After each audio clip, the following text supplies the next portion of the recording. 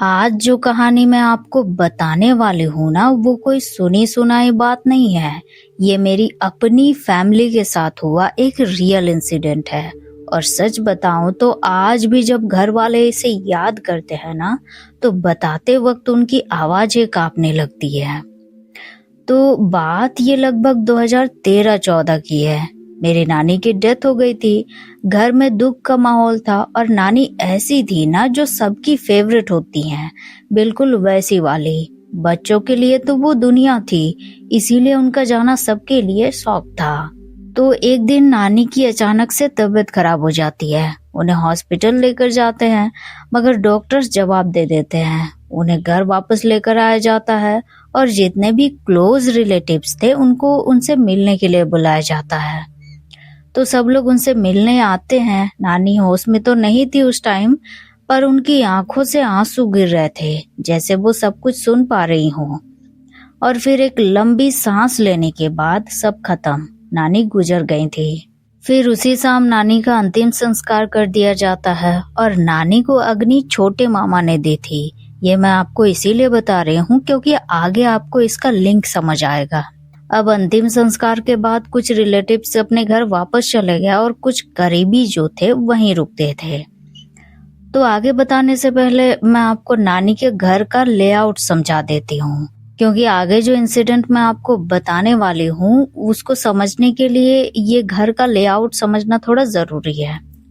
अब नानी के घर में रोड की तरफ से मेन डोर में एंटर करने के बाद कॉरिडोर है। इसके बाद बड़ा सा आंगन है जिसके चारों ओर से घर बना हुआ है और कॉरिडोर के एक साइड से सीढ़ी ऊपर जाती है जिसका दरवाजा नीचे ही लगा हुआ है और छत के चारों ओर ईंट का बाउंड्री किया हुआ है और उनके घर से सटा हुआ ही छोटे नाना जी का घर भी है।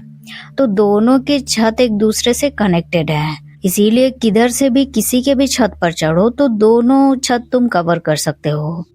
तो ये हो गया लोकेशन। अब फैमिली समझना। नानी के तो बहुत सारे बच्चे हैं, लेकिन छोटे नाना जी के बस 2 बेटियां हैं।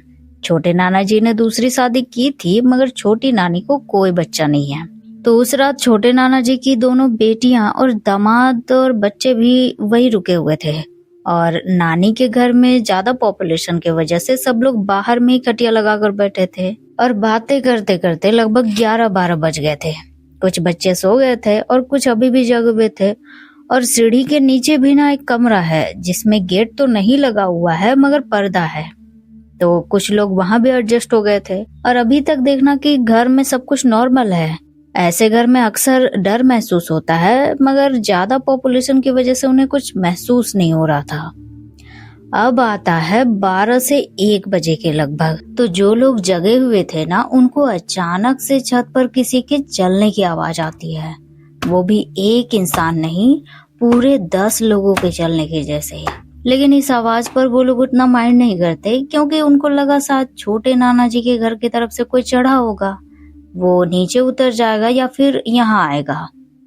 लेकिन ना इसके बाद धीरे धीरे उन लोगों को लोहे का भारी सरिया घसीटने की आवाज आती है, जैसे कि उस सरिये को कोई इस कोने से घसीटते हुए उस कोने पर लेकर जा रहा हो और उस कोने से वापस इस कोने में लेकर आ रहा हो।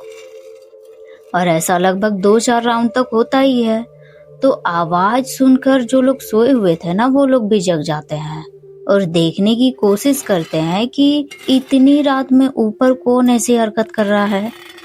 तो आंगन से ही उनको छत पर कोई आदमी चलता हुआ दिखाई दिया। अब घर के बड़े ये देखकर समझ गए थे कि ये बात नॉर्मल नहीं लग रही। तो वो लोग सब लोगों को अंदर रूम में चलने के लिए कहते हैं। अब धीरे धीरे सब लोग अंदर जाने लगते हैं, मगर जो छोटे मामा थे ना, जिन्होंने नानी को अग्नि दी थी, उनमें कुछ हलचल दिखाई नहीं देता। जैसे कोई नींद में होता है और कुछ देर जगाने पर वो उठ जाता है। मगर मामा जी ना हिल रहे थे और ना ही आंखें खोल रहे थे, जैसे कि वो पूरी तरह से स्लीप पैरालिसिस में चले गए थे। तो सब लोग मिलकर किसी तरह उनको उठाते हैं और जल्दी जल्दी अंदर लेकर जाते हैं और गेट लॉक कर देते हैं अंदर से। लेकिन इसी जल्दबाजी में उनसे 2 बड़ी गलतियां हो गई थी। पहली गलती ये थी कि वो छत का डोर लॉक करना भूल गए थे। और दूसरी आपको आगे पता चलेगा। तो वो जो ऊपर राक्षसों की तरह हंसते हुए बाउंड्री तोड़ रहा था ना, वो अब सीढ़ियों की तरफ से नीचे आंगन में आने लगता है। और अभी भी उसकी आवाज और चलने पर किसी एक इंसान जैसा फील नहीं हो रहा था। लग रहा था ना कि कई लोग एक साथ चल रहे हैं और एक साथ हंस रहे हैं, बोल रहे हैं।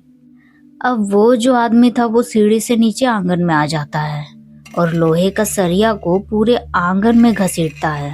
अब कमरे में बंद सारे लोगों का डर के मारे बुरा हाल हो गया था, क्योंकि वो लोग डर रहे थे कि अगर किसी तरह उसने कमरे के दरवाजे पर अटैक कर दिया तो क्या होगा। और उनसे जो दूसरी सबसे बड़ी गलती हो गई थी कि सीढ़ी के नीचे जो कमरा था ना, वहाँ बच्चे सोए हुए थे, तो जल्दबाजी में उन्हें भी उठाना सब भूल गए थे। और उस कमरे में दरवाजा नहीं था बल्कि बस एक पर्दा लगा हुआ था। तो अगर वो आदमी उस कमरे में घुसता है तो पता नहीं वो बच्चों के साथ क्या करेगा। और तब तक उस कमरे में सोए बच्चे भी जाग चुके थे। लेकिन एक काम उन बच्चों ने अच्छा किया कि वो बाहर नहीं निकले। जितने भी बच्चे थे सब एक कोने में दुबक गए थे। अब जब वो आदमी नीचे आया तो डोर के छेद से वो लोग उसे देखने की कोशिश करते हैं कि वो है कौन। तो वो लोग जो देखते हैं ना, वो सच में अनबिलीवेबल था। वो जो आदमी था वो छोटे नाना जी की बड़ी बेटी के हस्बैंड थे, बस शक्ल से। मगर उनके फेस और बॉडी लैंग्वेज से वो बिल्कुल भी नहीं लग रहा था। ऐसा लग रहा था कि वो कोई और ही है, बस शक्ल उनकी है। और बाहर वो इस तरह से घूम रहा था जैसे किसी को ढूंढ रहा हो। और अंदर अभी तक छोटे मामा को होश नहीं आया है, और शायद जहाँ तक लग रहा था कि वो छोटे मामा को ही ढूंढ रहा था। और शायद बाहर अगर उन्हें छोटे मामा मिल जाते तो शायद हमारे साथ अब छोटे मामा भी नहीं रहते। तो ये सब देखकर वो लोग पड़ोस में कॉल करते हैं कि कोई हेल्प के लिए आ जाए, मगर कोई भी हेल्प के लिए नहीं आता। फिर वो आदमी जो था वो वापस सीढ़ी से छत पर जाता है।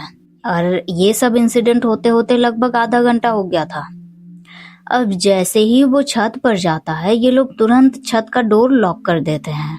बस जैसे ही वो डोर लॉक करने की आवाज सुनता है ना, वापस डोर के पास दौड़कर आ जाता है और घुर्राते हुए डोर में लोहे का सरिया मारना शुरू कर देता है। वो दरवाजा को लगभग आधा तोड़ चुका था और बार बार सीढ़ी से चढ़ रहा था, वापस उतर रहा था और गुस्से में घुर्रा रहा था कि इन्होंने दरवाजा लॉक क्यों किया है। अब ये सब आवाज सुनकर अंदर कमरे में लोगों का और बुरा हाल हो गया था। अब ऐसा होते होते कुछ देर बाद जो छोटे नानी और छोटे नाना जी थे, वो लोग अपनी तरफ से छत पर चढ़ते हैं और सीढ़ी के पास आते हैं और हाथ जोड़कर उस आदमी से रिक्वेस्ट करते हैं और उनको शांत करते हैं। और जब वो लोग ऐसा करते हैं तो वो आदमी धीरे धीरे शांत हो जाता है और उनके साथ चला जाता है। और जैसे ही वो चला जाता है, छोटे मामा जो है एक झटके से जोर से सांस लेते हैं, जैसे कि उनकी आत्मा शरीर में वापस प्रवेश कर गई हो, और फिर वो होश में आ जाते हैं। तो उस रात के बाद आज तक सबने उस बात को भूलने की कोशिश की, पर ऐसा पॉसिबल नहीं हो पाया। कोई नहीं भूल पाया, क्योंकि कुछ चीजें सिर्फ देखी नहीं जाती, महसूस भी की जाती है। और जब वो महसूस हो जाए ना, तो जिंदगी भर साथ रहती है। तो ये थी आज की हॉरर इंसिडेंट कहानी। अगर आपको पसंद आई हो तो लाइक करें, वीडियो को हाइप करें और चैनल को सब्सक्राइब करें।